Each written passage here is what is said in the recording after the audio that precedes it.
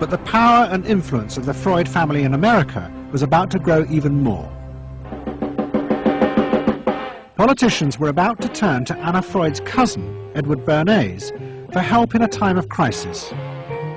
He was going to manipulate the inner feelings and fears of the masses to help America's politicians fight the Cold War. I don't mean to say, and no one can say to you, that there are no dangers. Of course there are risks if we are not vigilant, but we do not have to be hysterical. In 1953, the Soviet Union exploded its first hydrogen bomb, and the fear of nuclear war and communism gripped the United States. Those in power became concerned about how to reassure the population. Committees were set up and public information films made, appealing for calm in the face of new threats, like nuclear fallout. It's the fallacy of devoting 85% of one's worrying capacity to an agent that constitutes only about 15% of an atomic bomb's destroying potential. At this point, Edward Bernays was living in New York. In the 1920s, he had invented the profession of public relations and was now one of the most powerful PR men in America. He worked for most of the major corporations and advised politicians, including President Eisenhower. Like his uncle Sigmund, Bernays was convinced that human beings were driven by irrational forces. The only way to deal with the public was to connect with their unconscious desires and fears. Bernays argued that instead of trying to reduce people's fear of communism, one should actually encourage and manipulate the fear, but in such a way as it became a weapon in the Cold War. Rational argument was fruitless.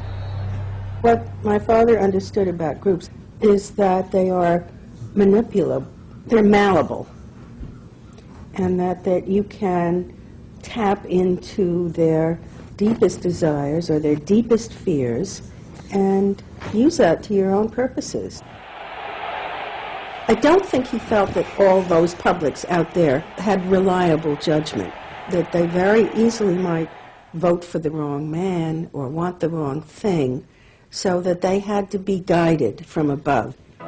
One of Bernays' main clients was the giant United Fruit Company. They owned vast banana plantations in Guatemala in Central America. For decades, United Fruit had controlled the country through pliable dictators. It was known as a banana republic. But in 1950, a young officer, Colonel Arbenz, was elected president. He promised to remove United Fruit's control over the country. And in 1953, he announced the government would take over much of their land. It was a massively popular move, but a disaster for United Fruit, and they turned to Bernays to help get rid of Arbenz. United Fruit brings in Bernays, and he basically understood that what United Fruit Company had to do was change this from being a popularly elected government that was doing some things that were good for the people there into this being very close to the American shore, a threat to American democracy, that it being at a time in the Cold War when Americans responded to issues of the Red Scare and what communism might do. He was trying to transform this, and brilliantly did transform it into an issue of a communist threat very close to our shores, taking United Fruit again as a commercial client out of the picture and making it look like a question of American democracy, American values being threatened. In reality, Arbenz was a democratic socialist with no links to Moscow. But Bernays set out to turn him into a communist threat to America. He organized a trip to Guatemala for influential American journalists. Few of them knew anything about the country or its politics. Bernays arranged for them to be entertained and to meet selected Guatemalan politicians who told them that Arbenz was a communist controlled by Moscow. During the trip, there was also a violent anti-American demonstration in the capital. Many of those who worked for United Fruit were convinced it had been organized by Bernays himself. He also created a fake independent news agency in America called the Middle American Information Bureau. It bombarded the American media with press releases saying that Moscow was planning to use Guatemala as a beachhead to attack America.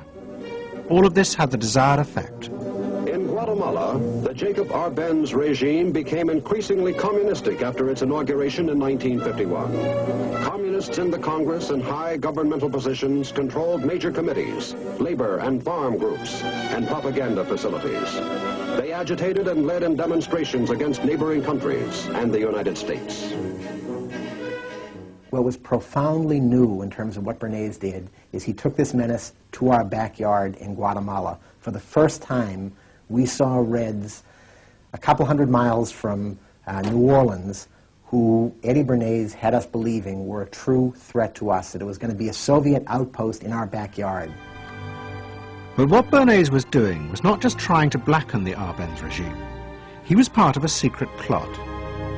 President Eisenhower had agreed that America should topple the Arbenz government, but secretly. The CIA were instructed to organize a coup. Working with the United Fruit Company, the CIA trained and armed a rebel army and found a new leader for the country called Colonel Armas. The CIA agent in charge was Howard Hunt, later one of the Watergate burglars. What we wanted to do was have a terror campaign to terrify Arbenz particularly, terrify his troops, much as the German Stuka bombers terrified the population of Holland, Belgium, and Poland at the onset of World War II, and just rendered everybody paralyzed. As planes flown by CIA pilots dropped bombs on Guatemala City, Edward Bernays carried on his propaganda campaign in the American press. He was preparing the American population to see this as the liberation of Guatemala by freedom fighters for democracy. He totally understood that the coup would happen when the public and the press, when conditions in the public and the press allowed for a coup to happen, and he created those conditions. He was totally savvy in terms of just what he was helping create there in terms of this overthrow. But ultimately he was reshaping reality, reshaping public opinion in a way that's undemocratic and manipulative.